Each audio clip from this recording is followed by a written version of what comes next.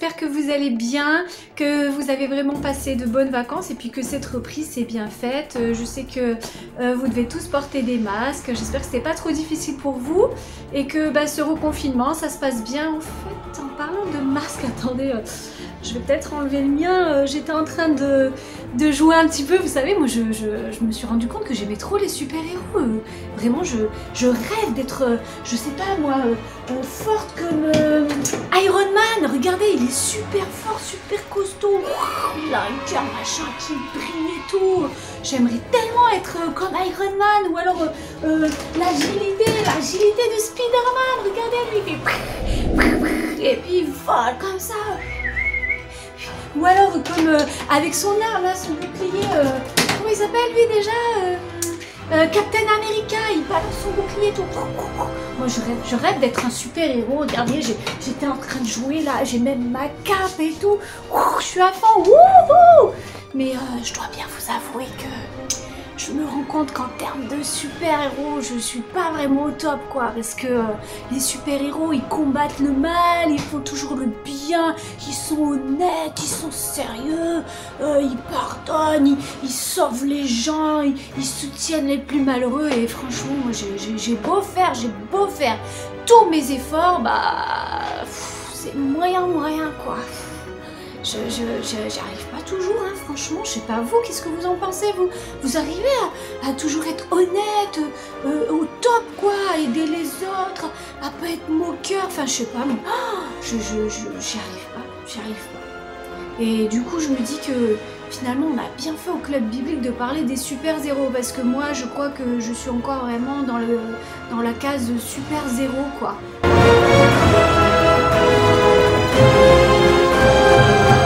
Vous vous rappelez un petit peu tous les super-héros qu'on a vus? Attends, c'était qui le premier? Ah c'était le grand menteur, forcément c'est par lui que tout a commencé, avec sa langue de vipère là, il pouvait pas s'en empêcher de nous raconter des mensonges et voilà, c'est comme ça que ça a commencé. Et puis après c'était quoi déjà? Ouais, c'était Cain, la jalousie. Il était jaloux, il a pas réussi à s'arrêter, il est allé jusqu'à même tuer son frère. Mais c'est quoi cette histoire? Comme quoi la jalousie, hein, c'est pas rien, hein. Et puis il y avait qui aussi? Ah ouais, alors elle, dis donc, elle était la séductrice là, Dalila. Vous vous rendez compte, elle faisait sa belle, regardez Dalila, regardez. Elle faisait sa belle, ouais, Samson, alors dis-moi, le secret de ta force, tout ça, viens, je te fais des gratte-gratte dans les cheveux. Et puis dès qu'il a eu le dos tourné, ouah, Samson, il s'est fait arrêter. Dis donc, bravo la séduction, hein. Bon, en tout cas, tous ces super-héros, ils nous apprennent que la jalousie et puis la séduction et puis toutes ces choses, et ça entraîne des sacrés résultats.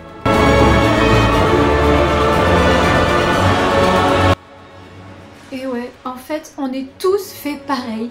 On voudrait faire le bien, on sait que c'est la bonne solution pour nous et c'est le mal qu'on fait. C'est comme s'il était attaché à nous, comme si on ne pouvait pas s'en défaire, comme si ça faisait partie de notre nature de pécheur là. Et voilà, on sait bien que ça va nous amener des problèmes, on sait bien que... Mais voilà, on tombe toujours dans les mêmes pièges et c'est toujours... Tiens, d'ailleurs, je voudrais vous parler d'un nouveau super méchant. Alors celui-là, il est vraiment méchant et c'est le piège de la moquerie. C'est pas si grave finalement. Regarde, c'est là, t'as vu comme elle est habillée? Voilà, tu sais, la moquerie un petit peu comme ça. Mais je peux vous dire qu'avec la moquerie, on peut faire beaucoup de mal. Et ce gros méchant dont je voudrais vous parler, alors il a vraiment tout du gros méchant là, il est très grand et puis il arrête pas de se moquer, vous savez, il crie très fort, il fait peur comme ça là. Attendez, il est où mon gros méchant? Lui là, il insulte tout le monde, il se moque, il insulte, il menace. Vous voyez de qui je veux parler dans la Bible là, celui qui fait ça, qui arrête pas de se moquer, qui dit ouah, qu'est-ce ça qui va venir, moi, espèce de... Vous voyez de qui je veux parler? Ouais, c'est lui, c'est Goliath, ça vous dit? On regarde son histoire tout de suite puis on se retrouve après.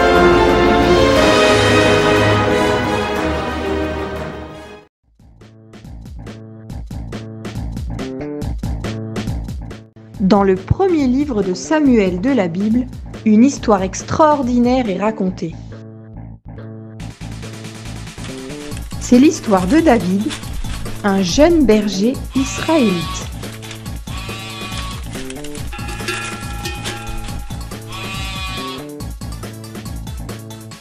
Parfois, il combattait des lions pour défendre son troupeau.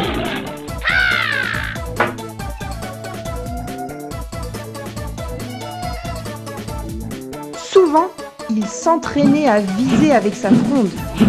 Il était très doué. En ce temps-là, les Philistins mobilisèrent leurs troupes contre les Israélites. Ils envoyèrent leur champion, le meilleur soldat de leur armée. Il mesurait 3 mètres et s'appelait Goliath.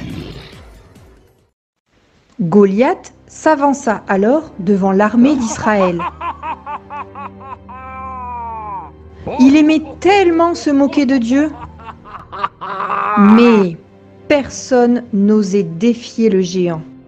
David, qui entendit cela, fut choqué. Moi, j'irai le combattre. Mais tous rièrent. Ils étaient convaincus qu'il n'avait aucune chance. On lui donna un équipement pour se protéger.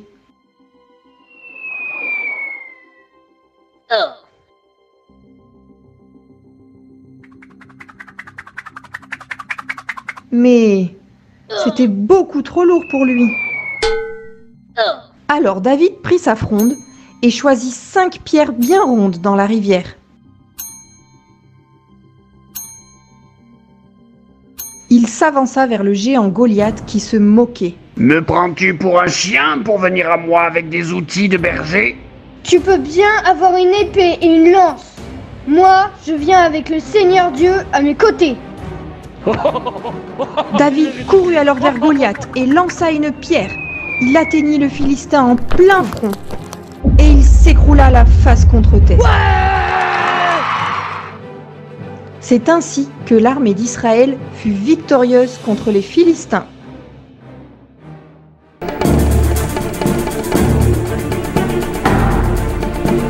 Ce Goliath, vraiment, je voudrais qu'on puisse voir un peu dans le détail. C'est vraiment le grand méchant. Vous connaissez là, dans les films de super-héros, il y a toujours un super-héros et un grand méchant. Et bien là, pour le coup, vraiment, Goliath, c'est vraiment le grand méchant. Il a tout du grand méchant. Premièrement, il a le physique du grand méchant. Vous savez combien il mesurait, Goliath?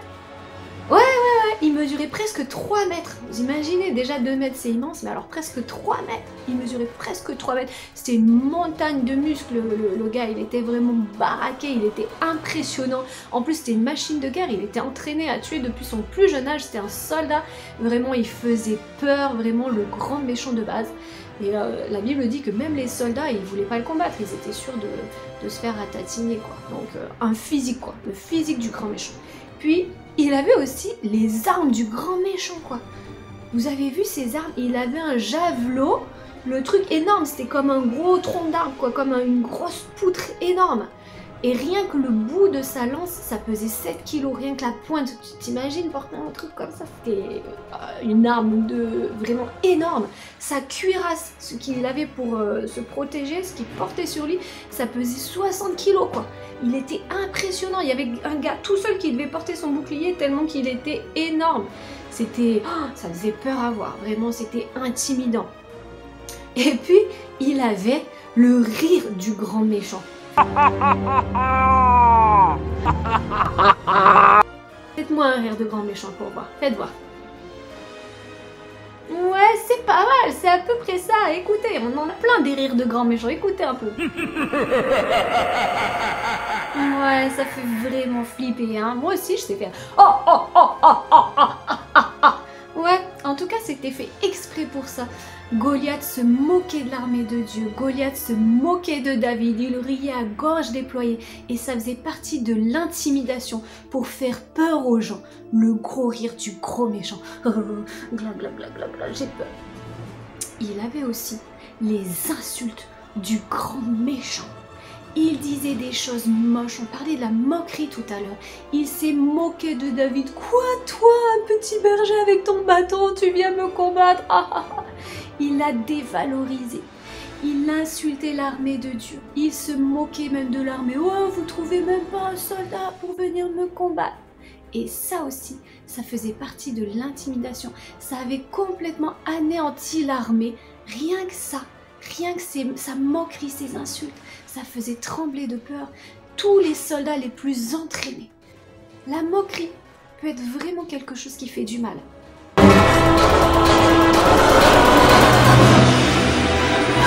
Oui, ce Goliath faisait vraiment peur. Et honnêtement, vraiment humainement parlant, David n'avait aucune chance devant Goliath. C'était impossible de gagner. En plus, la Bible dit que c'était un jeune garçon, qu'il était petit et beau de figure, qu'il avait le teint clair. Il n'avait aucune chance. Et pourtant, quelque chose d'incroyable. Vraiment, ce David avait quelque chose du super-héros. Il n'avait pas peur. Et est-ce que vous savez pourquoi David n'avait pas peur de ce super grand méchant? C'est parce que David ne comptait pas sur ses propres forces à lui, mais il comptait sur Dieu. Il savait que Dieu était plus grand que Goliath. D'ailleurs, rappelez-vous ce qu'il dit à Goliath. Tu peux bien avoir une épée et une lance. Moi, je viens avec le Seigneur Dieu à mes côtés. Regarde bien ce qu'a fait David. Il n'a pas juste fait Seigneur, combat pour moi le grand géant. Il savait que Dieu était avec lui et ça lui a donné suffisamment de force et de courage pour se lever. Il a même couru devant Goliath. Vous vous rendez compte? Il a couru de toute sa vitesse, il a sorti sa pierre et il l'a lancée. Donc c'est aussi à toi de jouer. Le Seigneur te donne des solutions pour combattre le péché. La prière en est une, lire la Bible en est une. Et vraiment, moi je t'invite à chercher la face de Dieu pour qu'il puisse t'aider dans ta vie quotidienne, dans cette lutte que tu mènes contre le péché.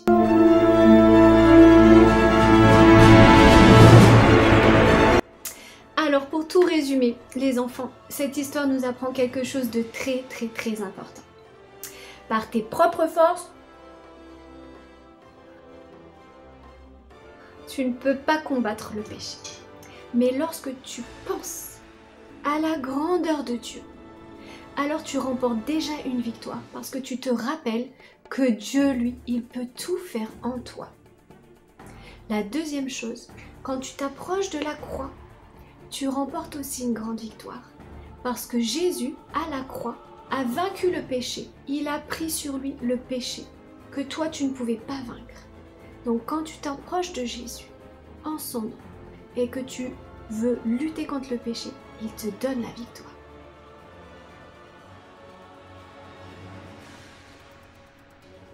Alors, vous vous sentez mieux, les super-héros? Ah ah, tu fais moins le malin toi maintenant, hein? Ouais, on va y arriver les enfants, avec le Seigneur. Et ce que je vous propose, c'est qu'on regarde ensemble la mission de la semaine. Ça va t'aider à combattre le péché cette semaine. On regarde? Bonjour les vaillants héros, ça va? Alors, ces missions, ça se passe comment? Pas trop dur? Un petit peu quand même, hein? Bon, mais prenez courage, vous allez y arriver, je suis sûre. Et puis n'oubliez pas, vous avez quelqu'un là-haut qui peut vous donner un petit coup de pouce. N'hésitez pas à lui demander quand vraiment c'est difficile, ok? Bon, vous êtes prêts pour une nouvelle mission? Oui? Très bien, alors c'est parti. Vous l'aurez compris, cette semaine, pas d'injures, pas de critiques, pas de moqueries. Ok? Donc, quand quelqu'un vous donne vraiment envie de rire, vous avez envie de vous moquer, ou alors vous avez envie de l'insulter parce qu'il est ou elle est vraiment pénible, ou il y a quelque chose que vous ne supportez plus, vous respirez un grand coup et vous réfléchissez. Je suis sûre que vous allez réussir à lui trouver une qualité à cette personne-là. Oui, ok, elle a ça qui est très désagréable, ou qui vous donne vraiment envie de rire. Mais elle a aussi des bons côtés. Cherchez bien, je suis sûre que vous allez trouver. Deuxième mission, toujours pour cette semaine, mais qui ressemble, vous allez voir. Si quelqu'un d'autre à côté de vous, si vous entendez, ou un petit copain ou une copine à côté, se moquer de quelqu'un d'autre ou critiquer quelqu'un d'autre, ne restez pas sans rien dire. Réfléchissez, pareil. Quelle est la qualité de cette personne? Qu'est-ce que j'aime bien chez elle? Et puis dites-le, tout simplement. Et puis aussi, dites-le aux gens autour de vous. Qu'est-ce que vous aimez bien chez eux? Est-ce qu'ils sont patients? Est-ce qu'ils sont jolis aujourd'hui? Est-ce qu'ils cuisinent bien? Est-ce qu'ils sont joyeux? Est-ce qu'ils ont un beau sourire?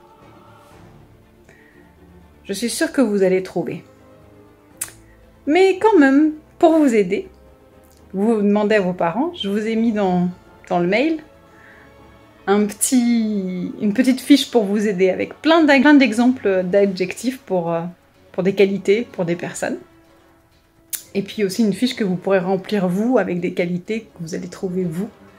N'hésitez pas à distribuer autour de vous des petites qualités, ça va réchauffer le cœur de tous. Et puis vous verrez que quand vous commencez à dire aux gens, j'aime bien ça chez toi, parce que je trouve ça cool, vous verrez que les gens vont commencer à vous le dire aussi, à vous. Et ça fait plaisir de recevoir aussi des compliments. Ok? Allez, à bientôt et bon courage pour cette semaine. Ciao, ciao!